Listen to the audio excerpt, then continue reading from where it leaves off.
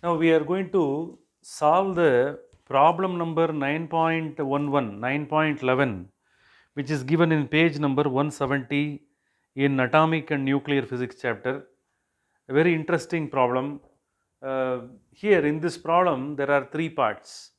First we are going to answer the first part of the problem. So what is asked, I will read the problem. Calculate the disintegration energy when stationary 92 uranium 232 nucleus decays to thorium with the emission of alpha particle, and the atomic masses of uranium, thorium and alpha particles are given. You are asked to calculate the disintegration energy. Here I have written the alpha decay process equation. Here 92 uranium 232 is a heavy element, that one emits one alpha particle, and this parent nucleus 92 uranium 232, it emits one daughter nucleus. That uranium is converted into thorium. So the equation is balanced. 92 is here, and here 90 plus 2, if both are added you will get 92. At the top 232 is there, 228 plus 4, 232. But actually though both the two sides are balanced, here some mass difference is appearing, some mass difference is there. Because of the mass difference, is clear, another kind of energy, disintegration energy, can be calculated. So what is disintegration energy? Initially it is at rest, uranium it is at rest. After the emission of alpha particle and the thorium is also emitted, no, clear, after the alpha decay process gets over, some amount of energy that is transformed to the both the two. Are you clear? Some amount of energy is converted into kinetic energy of the thorium and alpha particle. So the energy that is obtained from the mass difference. Are you clear? So the energy which is required to move these two particles away from each other is called, what is this? Disintegration energy. Thorium and alpha particle, both of them will be moving away from each other. For that some amount of kinetic energy is required, that is released at the end of alpha decay process. That energy is called Q. Now we are going to calculate the Q disintegration energy by following these steps. How to calculate the which one? The disintegration energy Q. The simple formula is mass lost during alpha decay. Some amount of mass is lost.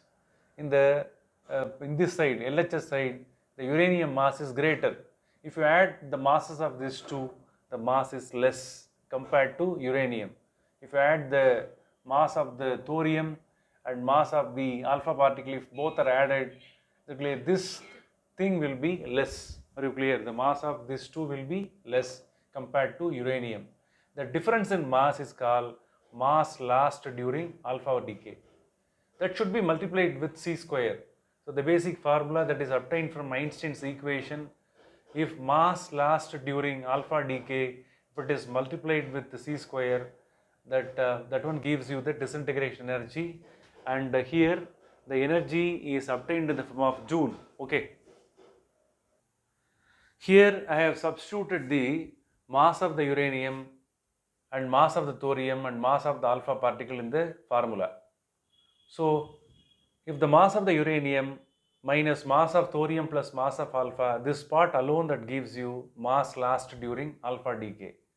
If it is directly multiplied with 931 million electron volt, finally the answer will be obtained in terms of million electron volt instead of joule. So this is the main formula.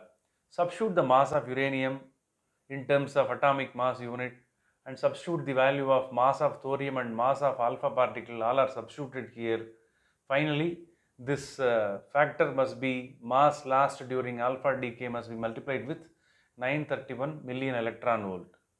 Subtract that mass values. This one will be bigger value and this one will be smaller value. Bigger value minus smaller value to be calculated, you will get the difference. The difference that gives you mass lost during alpha decay. 0.005812 atomic mass unit is the mass lost during alpha decay. That should be multiplied with 931 million electron volt. Finally, you will be getting the disintegration energy 5.410972 million electron volt. So clear is the value of disintegration energy. So clear what for it is used, how this energy is going to be converted. So clear, that is the question now. This much amount of energy is released, so clear, in alpha decay process. That energy will be converted into kinetic energy of thorium and alpha particle.